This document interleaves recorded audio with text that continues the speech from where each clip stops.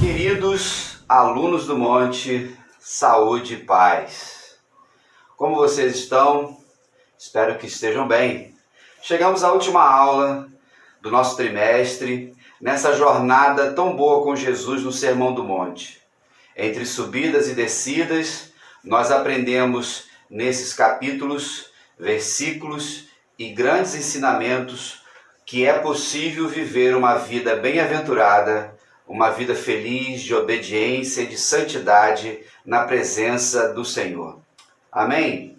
Eu queria gravar essa última aula lá na roça, lá no monte que eu tenho lá perto do sítio, mas caiu essa chuva boa aí, esfriou bem, e aí com chuva não fica muito bem-aventurado ir para lá, para subir o monte, é quase que impossível.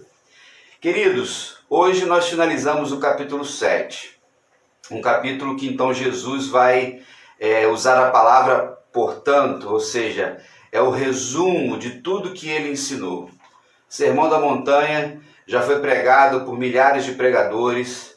O Sermão da Montanha, existem vários livros que falam sobre esses capítulos 5, 6 e 7 no Evangelho de Mateus. Espero que você tenha lido a lição, espero que você tenha estudado bastante, tenha colocado em prática como nos ensina o Senhor Jesus a viver a vida com Ele. Hoje nós vamos falar sobre as opções que a vida oferece. Na caminhada aqui na Terra, nós vivemos, temos a autoridade e o poder de fazer escolhas. Então eu e você fazemos todos os dias. A gente costuma dizer ativa ou passivamente. Você nesse momento está me vendo, me assistindo dessa aula porque você escolheu clicar isso no link e ficar ouvindo essa aula. Assim nós vamos fazendo no decorrer da nossa jornada aqui na Terra.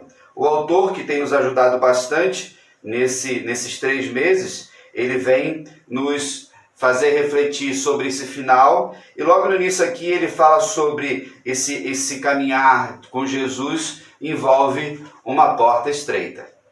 Nós lemos o texto, vamos ler o texto daqui a pouquinho, e é necessário pensar que quando Jesus fala em porta estreita, ele está falando em responsabilidade individual. A salvação é individual. E aí, quando nós pensamos no caminho estreito, passa um de cada vez. O caminho estreito, ele também fala aqui que pode ser as perseguições, as lutas e as dificuldades. Mas são ensinos de Jesus que nos chama sempre a reflexão da singularidade da nossa vida e a singularidade da nossa missão na Terra. Ok? Então agora vamos ler o texto bíblico que fala, que dá base para a nossa reflexão hoje. Ok? Preste bem atenção. Vamos ler o texto da Palavra de Deus que se encontra no Evangelho de Mateus, capítulo 7, dos versículos 13 a 29. Diz assim a palavra do Senhor: Entrem pela porta estreita, pois larga é a porta e amplo o caminho que leva à perdição, e são muitos os que entram por ela. Como é estreita a porta e apertado o caminho que leva à vida, são poucos os que a encontram. Cuidado com os falsos profetas. Eles vêm a vocês vestidos de peles de ovelhas, mas por dentro são lobo-devoradores. Vocês os reconhecerão por seus frutos. Pode alguém colher uvas de um espinheiro ou figos de ervas daninhas? Semelhantemente, toda árvore boa dá bons frutos, mas a árvore ruim dá frutos ruins. A árvore boa não pode dar frutos ruins, nem a árvore ruim pode dar frutos bons. Toda árvore que não produz bons frutos é cortada e lançada ao fogo. Assim, pelos seus frutos vocês os reconhecerão. Nem todo aquele que me diz, Senhor, Senhor, entrará no reino dos céus, mas apenas aquele que faz a vontade de meu Pai que está nos céus.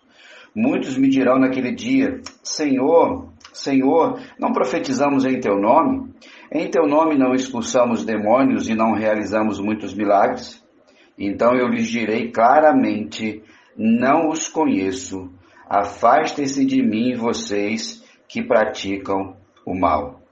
Portanto, quem ouve estas minhas palavras e as pratica é como um homem prudente que construiu a sua casa sobre a rocha.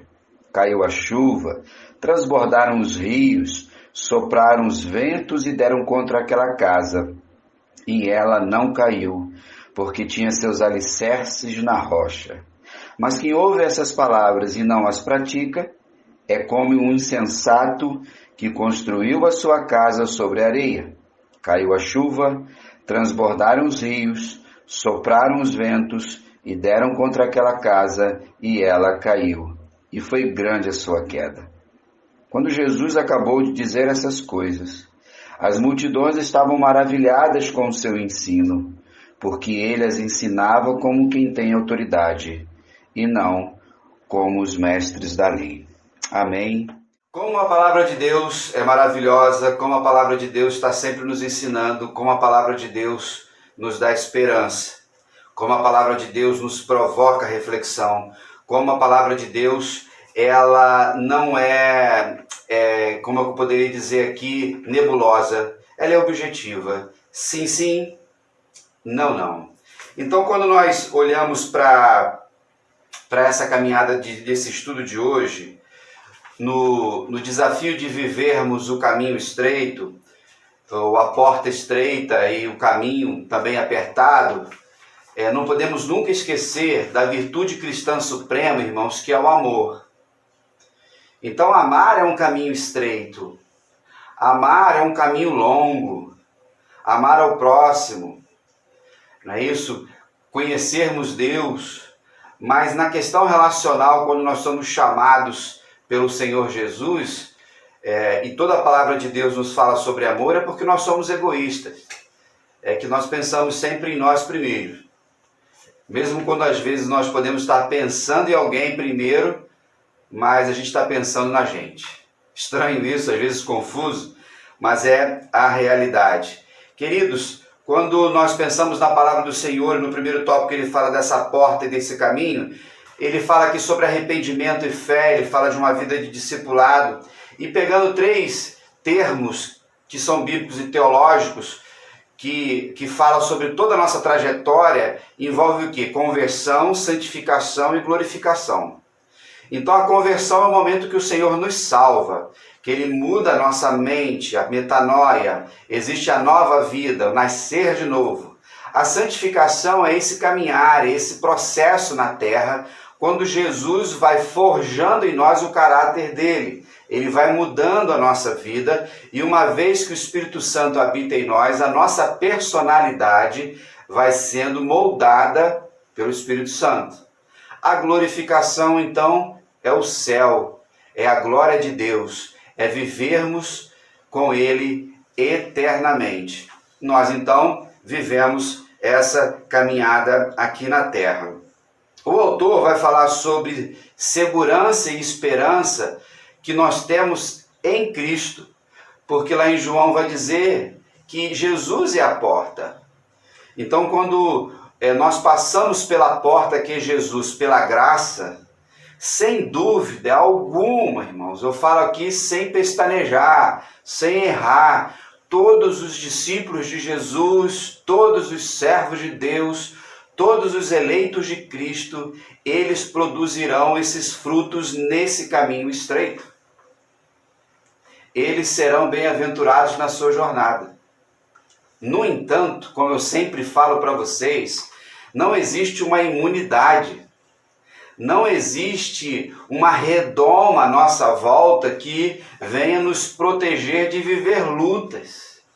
Pelo contrário, andar com Jesus muitas vezes por causa do amor, por causa do caminho estreito, por causa da ética do reino, não falar a linguagem desse caminho largo do mundo, nós sofremos. E talvez você esteja sofrendo isso, talvez você sofra isso dentro da sua casa há muitos anos, talvez por causa do seu esposo, por causa da sua esposa, é um filho, é um pai, no trabalho, todos esses lugares que nós transitamos na nossa jornada.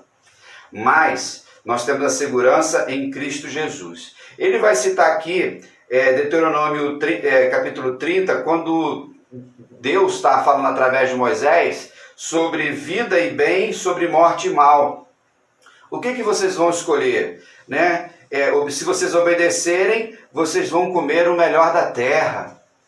Como diz também o profeta Isaías, lá no capítulo 1, comer o melhor da terra, irmãos, não significa riqueza, não significa o conforto, não significa esse sucesso do mundo. Comer o bom da terra é ter uma vida de paz, é ter uma vida de alegria, é ter uma vida de esperança, mesmo que o nosso orçamento seja pequeno, mesmo que o máximo que você viajou na sua vida foi ir no interior de São Paulo, do Rio de Janeiro, ou de repente saiu do seu bairro e foi lá em Santa Cruz, na divisa com Itaguaí, ou qualquer outra coisa. O problema é que, como nós muitas vezes ficamos olhando para o mundo e para as pessoas, nós esquecemos de perceber as bênçãos que Deus tem colocado em nossa vida. E aí o Salmo 1 também, que fala: bem-aventurado o homem, né, isso que não se corrompe, que não anda segundo os parâmetros do mundo. Ele produz frutos no tempo certo. Um dos grandes erros que nós cometemos é querermos produzir coisas que nós não estamos preparados para produzir. Correto? Quando nós olhamos para a palavra de Deus, nós vamos ter que sempre tomar cuidado com as facilidades do mundo. Ele vai citar aqui um ditado que o mundo diz, né? Todos os caminhos levam a Deus. No sentido de salvação, nós sabemos que só um caminho leva à salvação, que é Jesus. Isso aí é sine qua non, é um princípio, um ensinamento absoluto, imutável. Por isso nós sofremos também perseguição. Mas, olhando pelo lado filosófico, no sentido do Criador, todos os caminhos levam a Deus. Por quê? Porque toda criatura se encontrará com Deus na eternidade. Ou no sentido de ir para o inferno, ou para ir para o céu. Então, as pessoas que estão aí na idolatria, em caminhos estranhos, que acham que vão levar a Deus no sentido de salvação, eles ouvirão coisas que não gostariam de ouvir. E Jesus falou nesse texto que nós lemos. Então, nós precisamos perceber sempre que a palavra de Cristo, o Evangelho, ele é inclusivo. Jesus chama, não é isso? Mas ele é exclusivo. Ou seja, se você não acredita em mim, de Jesus, você está excluído do céu. Hoje eu acabei de ler o Evangelho de Marcos. Então Jesus, quando está subindo aos céus, diz o quê? Ide por todo mundo, pregar o Evangelho a toda criatura. Aquele que crê será salvo. Aquele que não crê já está condenado. A não crença em Jesus já é condenação. Então ele fala aqui da porta e desse caminho. Simples, criticado por muitos intelectuais e muitas religiões que criam aí um protocolo religioso terrível, não é, que Jesus já criticava em relação aos fariseus naquela época, e hoje não mudou muito isso. Alguns vão achar o evangelho simplista, e ele não é simplista, ele é simples. Por que ele é simples? Porque ele é objetivo. Jesus não cria máscaras, Jesus não cria dispositivos que enganam as pessoas. Jesus sempre falou a verdade, a igreja prega a verdade, e eu e você precisamos viver essa verdade. Então, o caminho que vai nos levar ao céu, somente Jesus. Quando então nós percebemos isso, nós temos uma personalidade corajosa, nós andamos seguros em Cristo, correto? Não nos nossos próprios talentos, nos nossos próprios recursos, e nós vamos viver todas as situações difíceis que encontramos pela vida. Talvez você esteja vivendo uma delas. Às vezes, irmãos, é um problema familiar. Todos nós temos problemas familiares. Todas as famílias têm dificuldades e lutas, umas mais, outras menos, em tempos diferentes. Às vezes, irmãos, é enfermidade que chega, às vezes é uma questão financeira, às vezes é uma questão que envolve a fé, às vezes é uma questão relacional, mas nós precisamos entender que tudo isso que vivemos de lutas são passageiros, efêmeros, é vaidade, já dizia o pregador. Então, nós não podemos perder a visão do reino, a visão da eternidade. E uma vez que a gente entra nesse caminho, passa por essa porta, você não tem como voltar. Aquele que põe a mão no arado não olha para trás. Por quê? Porque a vida cristã você só anda para frente. E nesse caminho estreito que você está seguindo, tem outras pessoas que estão seguindo você também. Então, precisamos mantermos o nosso olhar na palavra do Senhor, nas promessas que ela tem e seguirmos de forma bem-aventurada. O segundo tópico que ele fala sobre os frutos. Jesus, irmãos, no ambiente que ele vivia de mundo rural, e vocês sabem que eu gosto muito, nós aprendemos muito com a criação de Deus. E aí é uma advertência. Talvez naquele momento que Jesus estivesse ali no sermão no monte das bem-aventuranças, próximos ali ao do Mar da Galileia, nós colocamos aí na aula passada alguns vídeos, algumas fotos, Jesus sempre pegava a sua volta. E lá com certeza deveria ter um pé de oliveira, deveria ter uma videira, uma figueira, que são árvores comuns na região do Oriente Médio, lá em Israel. Então Jesus vai pegar isso e vai falar sobre frutos. E ele vai logo pegar onde? Nos falsos profetas, nos falsos mestres. Ele está sempre falando, ele estava falando para o povo dele e sempre provocando reflexão diante daqueles que eram liderança.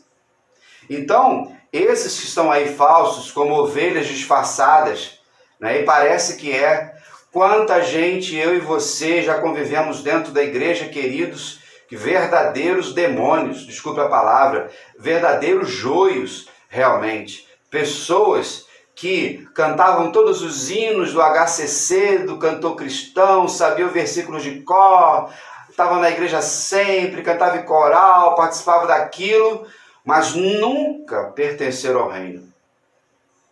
Você conhece, não tem dúvida. E aí na liderança, pastores, diáconos, em outras denominações são bispos, presbíteros.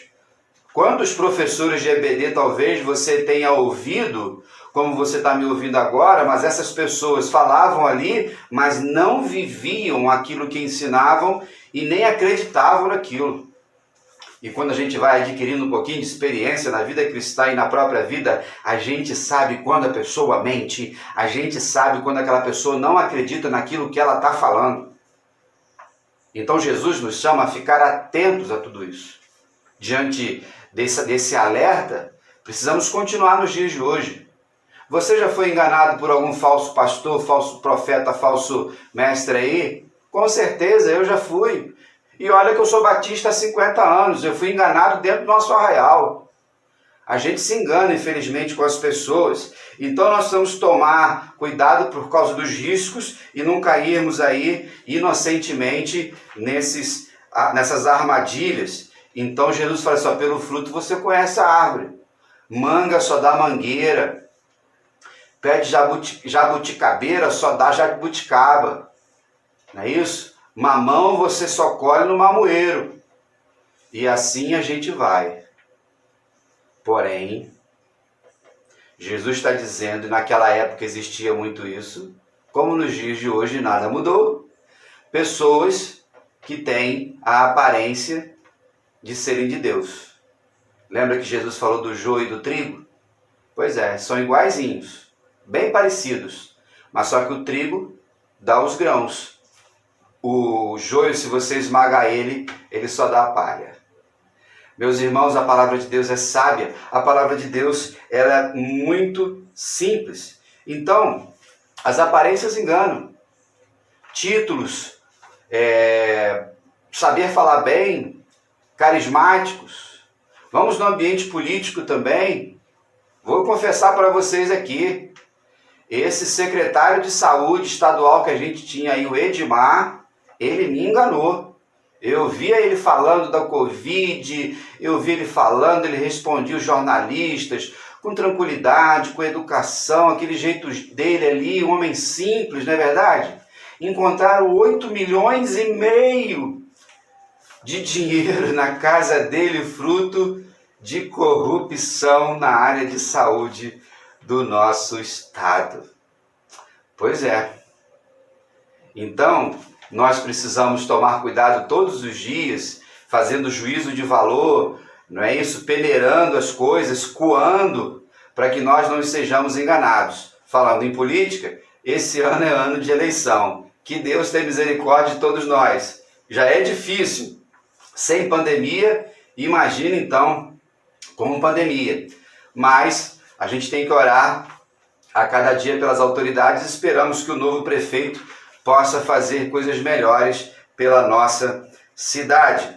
Então essas árvores, e nós somos árvores também, revelam o fruto que nós temos dentro de nós.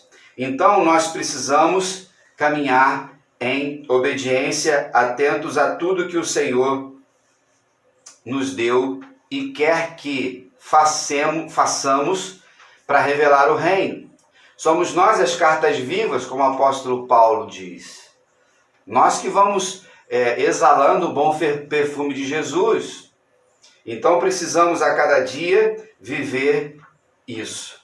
Quando a gente vai em Gálatas 5, nós encontramos lá no versículo 22, famoso fruto do Espírito que está lá. Não é isso?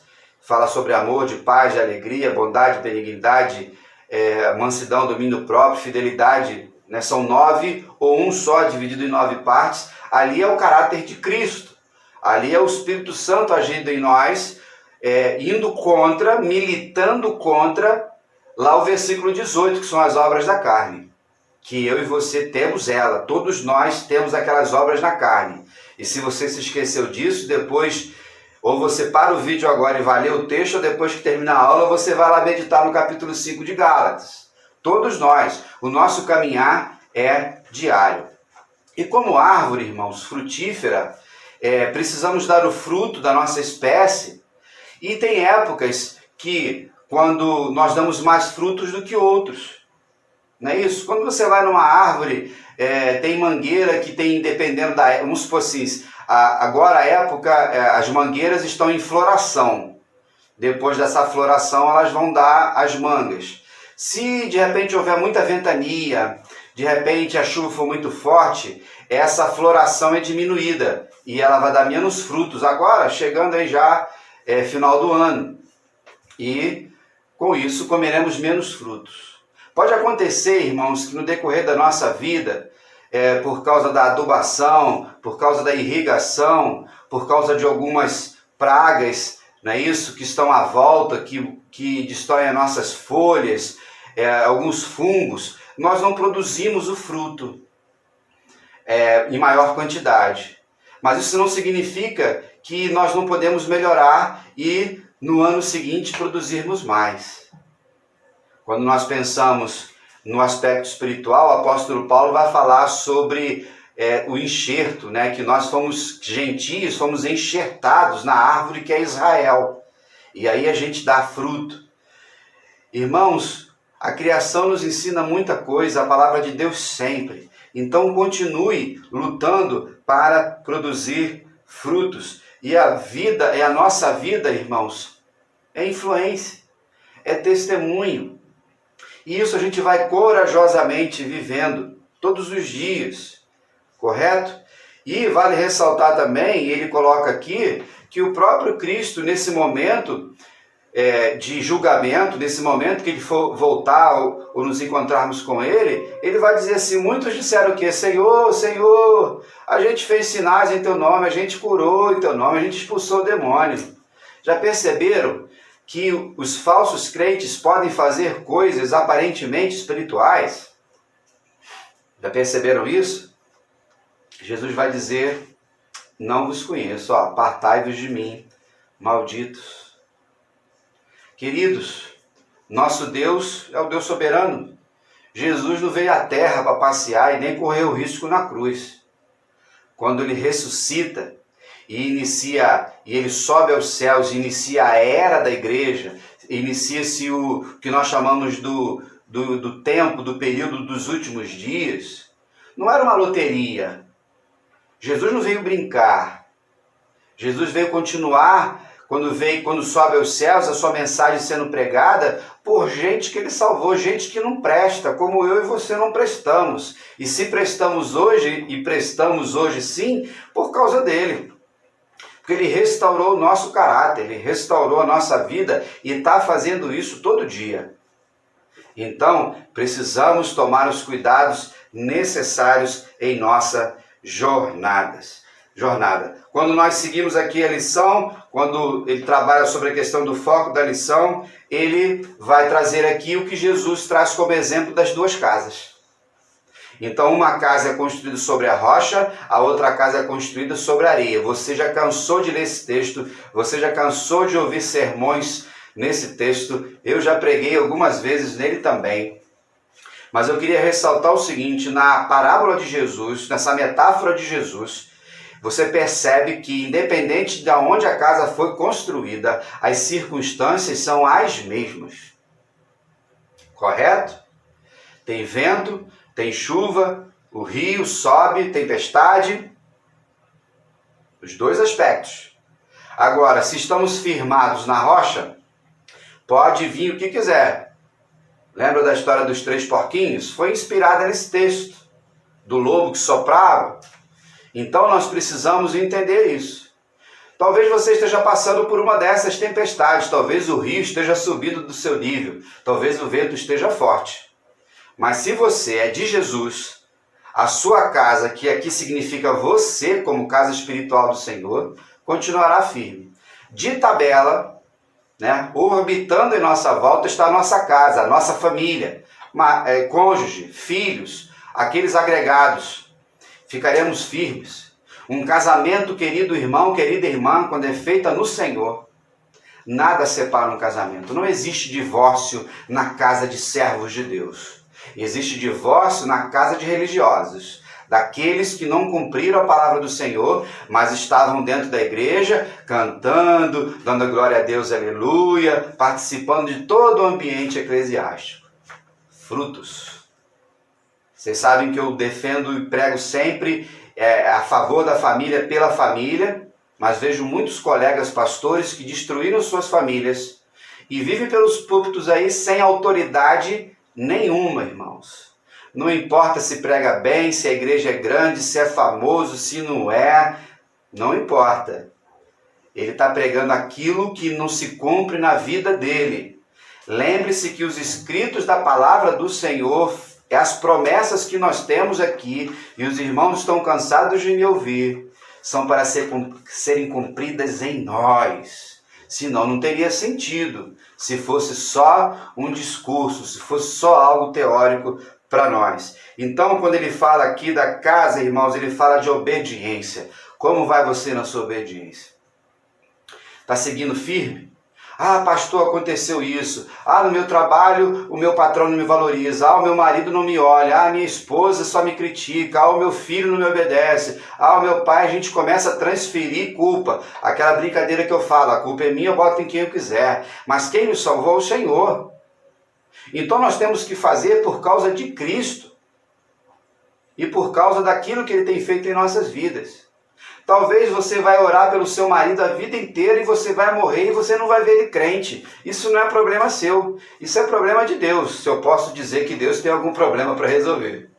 E assim todos os outros. Significa que nós não vamos deixar de orar pelos nossos amados? De jeito nenhum. A gente só tem que tomar cuidado para, no intuito de agradar familiares ou pessoas que estão à nossa volta, nós desagradamos ao Senhor. Precisamos continuar em obediência. Aqui ele fala da lei da semeadura e da colheita, irmãos. A gente colhe aquilo que a gente planta também. Tem coisas que de repente a gente vai colher 10 anos depois, 20 anos depois, tanto para o bem quanto para o mal. Tem coisas que podem acontecer. Precisamos então estar atentos a tudo isso.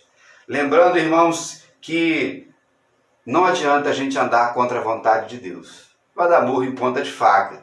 Deus quer sempre o melhor para nós, mas o caminho é estreito.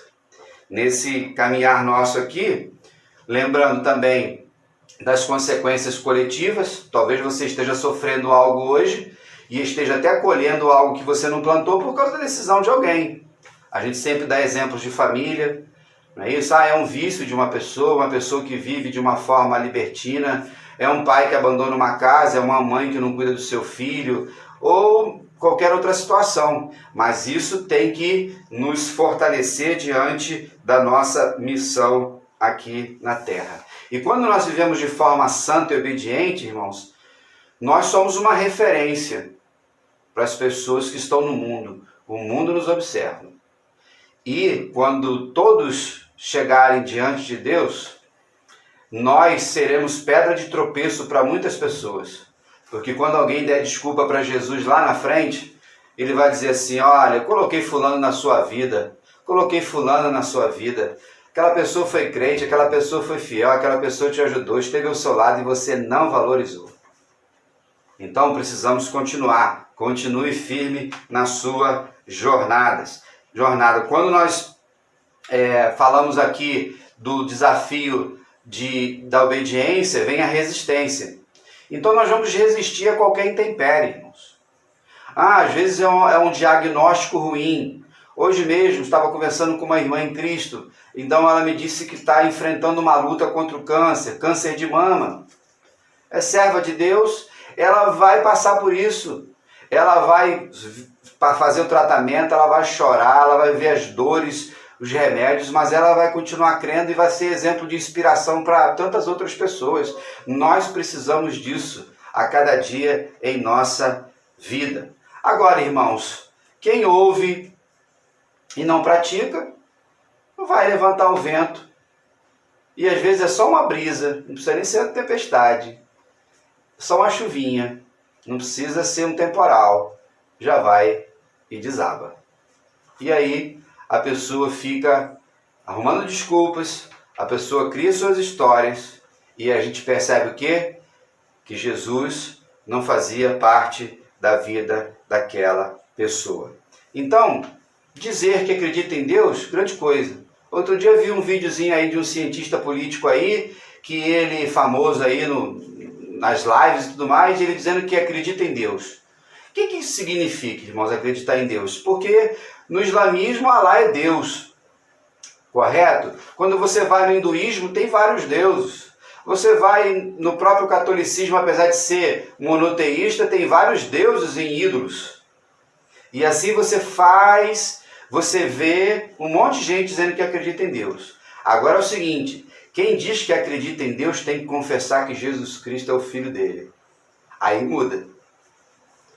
O negócio é crer numa força que está no céu, numa entidade poderosa. Outra coisa é dizer o seguinte, que só Jesus Cristo salva. Preste atenção nisso. No meio político, então, um monte de gente diz que acredita em Deus. Presta atenção na vida desses caras, se realmente eles andam com Jesus. Lembrando, irmãos, não existe neutralidade no reino de Deus. Sim, sim, não, não. Esse negócio de em cima do muro não existe. Quem está em cima do muro já está indo para o inferno há muito tempo e não acredita em Jesus. Ou nós defendemos o Evangelho e vivemos o Evangelho a cada dia, ou a gente vai fazer qualquer outra coisa. Lembrando aqui também sobre a autoridade de Cristo. O texto vai dizer que as multidões ficavam então felizes e alegres pelos ensinos de Jesus, porque ele tinha o quê? Autoridade. Autoridade significa um lastro de vida. Significa, irmãos, no mundo espiritual, o nome de Cristo. Então a nossa autoridade vem do nome do Senhor Jesus, vem da palavra de Deus e vem dos frutos que a gente produz. Eu não aceito conselho nenhum de ninguém que a sua vida não espere positivamente aquele conselho que ela quer me dar. não é verdade? Então sempre dou exemplo de casamento. Quando alguém vier para você querendo falar de casamento e o casamento dessa pessoa não é um casamento segundo o coração de Deus, não ouve, querido. Ela não tem autoridade para falar e muitas vezes quer ensinar aos outros. Ela tem que ficar quietinha, não é isso? Diante do que significa verdadeiramente a vida cristã. Estou dando um pequeno exemplo, tantos outros exemplos também. Então a autoridade vem do Senhor e da unção do Espírito Santo que produz o fruto em nossa vida. Meus irmãos, a jornada da nossa vida é longa. Talvez você que esteja me ouvindo já esteja aí com 70 anos, ou até 80, não sei. E como a gente tem histórias para contar. E se você anda com Jesus há muito tempo, como você sabe que Jesus estava com você em todo o tempo? E as histórias que a gente vai contando, Jesus faz parte dela. Nossa vida é uma maratona. Não é essa correria dos dias de hoje. Vamos caminhar de forma tranquila, um passo de cada vez, olhando para Cristo Jesus, pegando fôlego. Vamos subir o monte, tem que diminuir o ritmo, respirar mais fundo, mesmo que dê uma paradinha, né, no meio da subida assim, pegou fôlego, recuperou forças, parou de doer o joelho, as pernas, você continua um pouquinho. Precisamos com isso, irmãos, com a nossa vida na presença de Deus, testemunharmos, pregarmos o Evangelho com alegria, com coragem, entusiasmo, como nos ensina, com ousadia, como nos ensina a palavra do Senhor. É possível, irmãos, viver uma vida sem dolo? É possível. É possível viver uma vida em santidade? Sim. Por quê? Porque Jesus nos garante isso. Quando a gente passa pela porta estreita, Ele vai dizer que são poucos. No Brasil hoje fala em 60 milhões de evangélicos. Aí o pessoal acha que todo esse povo é crente realmente e vai todo mundo para o céu. Vai não, queridos. O que a gente vê de mau testemunho de evangélico aí chega a dar vergonha. Eu mesmo tenho vergonha de dizer que sou evangélico. Prefiro usar outros termos para que a pessoa não me coloque no mesmo balaio de gato aí de gente que não anda com Jesus. Vamos com obediência, perseverança e esperança, irmãos, vivendo tudo que o Senhor preparou para nós. Ok? Bem-aventurados aqueles que fazem a vontade do Senhor. Eu e você somos bem-aventurados em Cristo, diante dos olhos de Deus. E assim Jesus começou, lá no capítulo 5, as bem-aventuranças, quando fala do pobre de espírito que vai ver a Deus. Todos nós nascemos pobres e somos enriquecidos pela presença do Espírito em nós, e nesse enriquecimento espiritual nós vamos levando essa riqueza de Cristo para tantos outros pobres de espírito que vão se tornando ricos e vão enriquecendo outros. O nosso reino, o reino dos céus, da qual Jesus nos convida a buscar em primeiro lugar, é completamente rico. Não existe nenhuma falta, não existe nenhuma carência, porque o Senhor Jesus, Ele supre todas as nossas necessidades. Queridos irmãos, queridos alunos, que esses 3 meses que passamos juntos estudando o Sermão do Monte tenha fortalecido o seu coração. Participaram comigo aqui também o pastor Alex e o pastor Mansur. No próximo sábado vamos começar um novo trimestre, um novo tema, e durante a semana eu falo com vocês. Ok? Continue praticando a palavra do Senhor, estudando, orando e colhendo os frutos que Deus preparou para você antes da fundação do mundo. Olha como Deus nos ama. Amém? E lembrando que se você está vendo esse vídeo hoje, sábado, amanhã, domingo, dia 23, é o nosso primeiro culto presencial nesse período de quarentena, às 10 horas. Se você puder estar lá, quiser estar lá, sua saúde estiver plena, será um prazer revê-lo. Deus abençoe, fique na paz e até lá.